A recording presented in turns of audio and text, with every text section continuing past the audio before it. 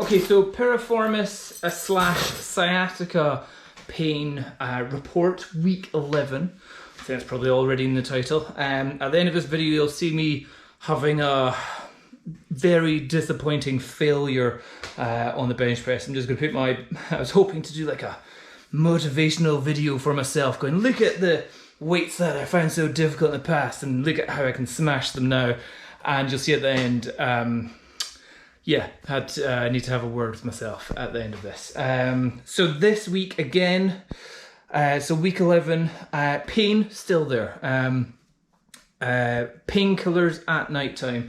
I take them before I go to bed, and I take them as soon as I wake up.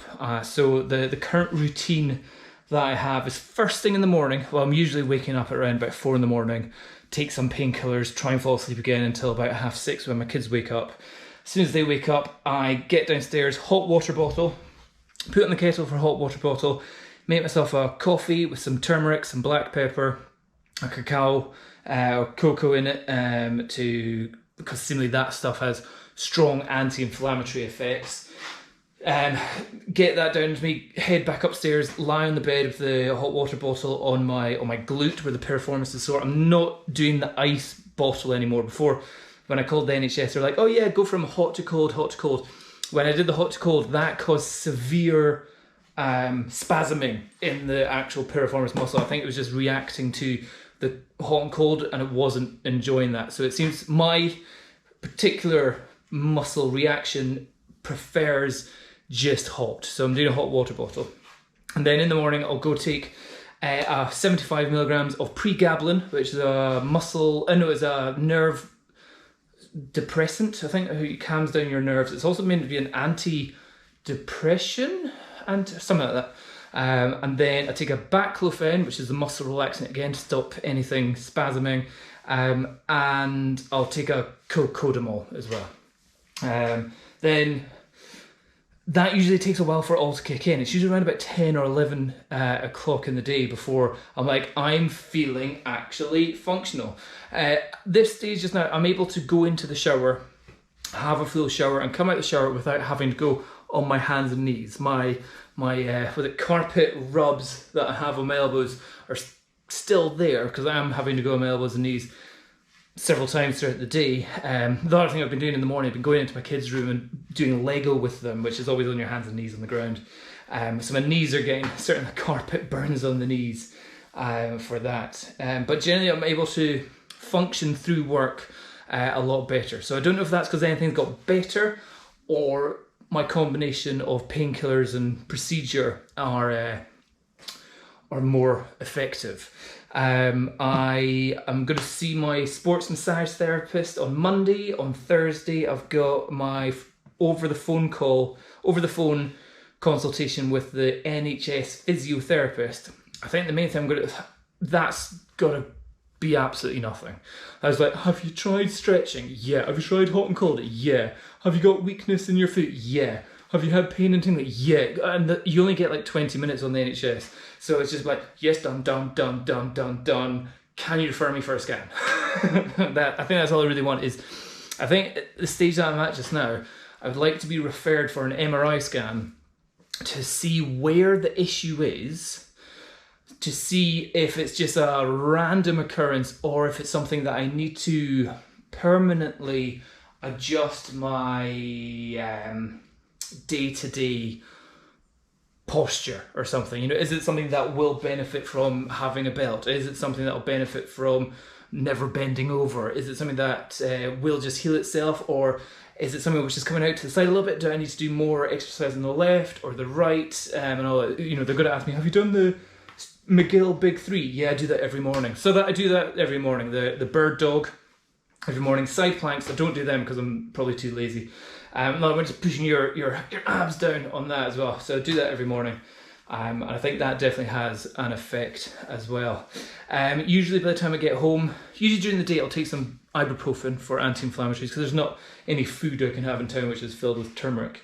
And then at night time, I'll take a tramadol, which is a hardcore painkiller, and it also makes me very drowsy.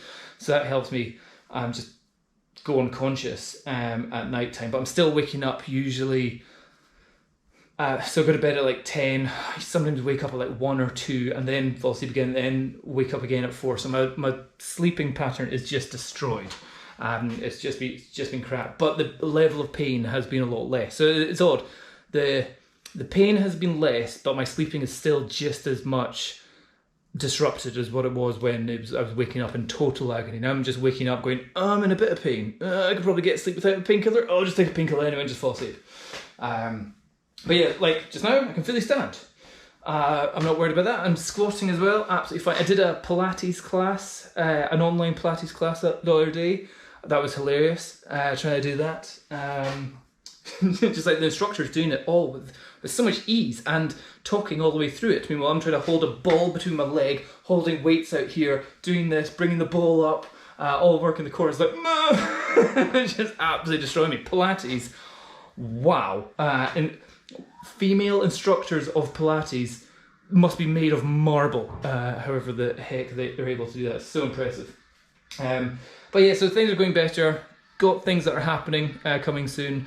So massage, NHS stuff. Hopefully I'll try and push for an MRI scan, see where that goes. Probably won't get anything with her. And bench press has massively suffered over this. So if you watch the rest of this video, you'll see me doing my bench press. I was feeling all good. Then I got to, you'll see a weight where pretty disappointed with myself, but I'll give myself a pass on that one today. But yeah, need to focus on a bit more protein, a bit more creatine, and a bit more sleep as well. So yeah, that's how it goes. Week 11, painkillers working. Don't know if anything's better. Today's a day where I'm retesting all my previous lifetime maxes. About 8 years ago or so, oh my god, it's so cold. 8 years or so ago, when I was in the gym all the time, my 1 rep max was 126 kilograms. I got to that, I was like, yes, got it. And then I kind of went, got distracted or something, and then I didn't do bench press for a long time, and couldn't do it again. And then after about 2 years later, I managed to get up to another 126 kilograms for a full 1 rep max. And then I lost it again, or then I had kids and jumped out. So here's 126 on this, and let's see how well it goes now that I'm 11 years older, 37 years old, and see how this feels. So 126. Maybe just 1, maybe 2.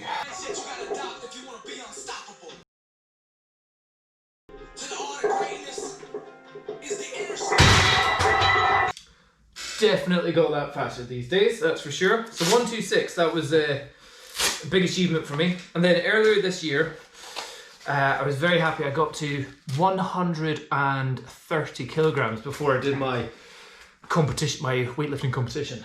So let's see how 130 looks like now. So when I reached 130 here, I was like, this is awesome. I'm finally getting stronger than I've ever been before. Being 4 kilograms more than I'd ever lifted when I was a hardcore gym goer. Just doing it in my garage is a very different situation. So 130, big achievement for me at the time, big goal, and just so happy with myself when I got it. So here's what 130 looks like now.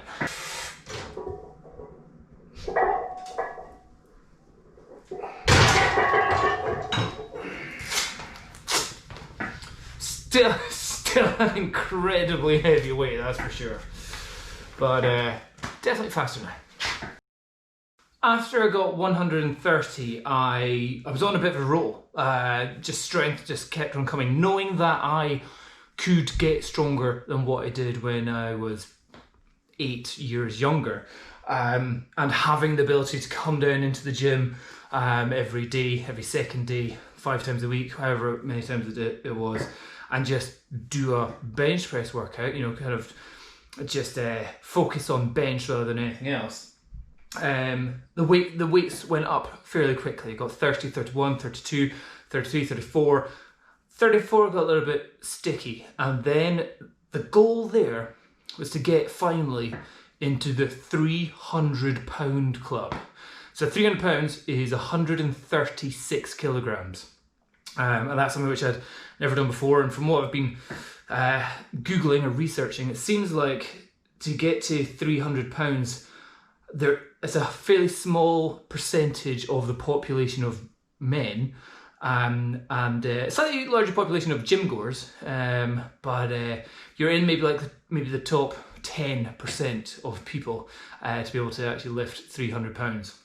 And I think in the general population, you're probably more around to about the last like 5 or 3% of people that can lift 300 pounds. There's a lot of people that can't do this. So yeah, this is like rugby player levels of weight. Again, a lot of serious rugby players probably do this when they're 18 years old. But for me, with my very skinny little wrists, my little girly arms, this was a big goal, big achievement for me. So 300 pounds.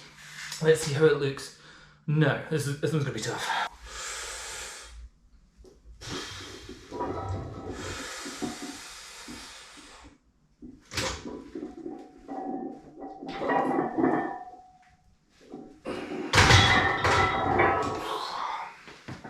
There's definitely, for me at this stage, there's definitely an imbalance in my right and left. I've been doing quite a lot of banded bench press, and there's definitely my bar path has come a little bit off. So there's a little bit of, oh, this one comes down first, then that one, and it's not super fluid as I'd want it to be. But yeah, 300 pounds.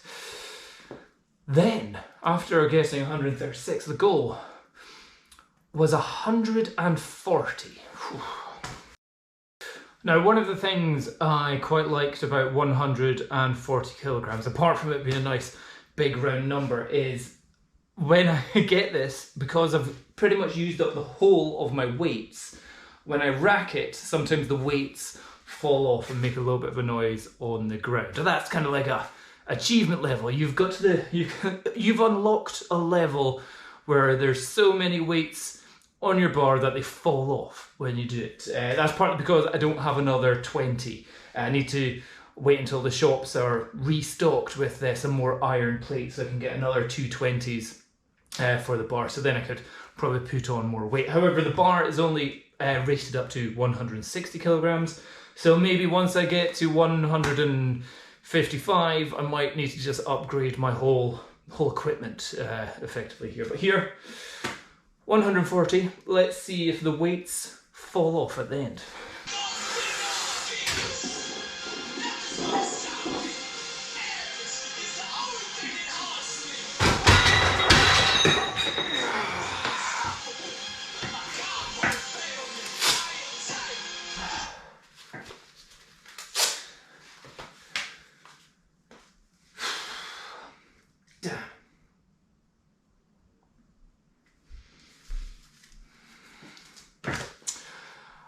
So strength has definitely dropped for the last wee while.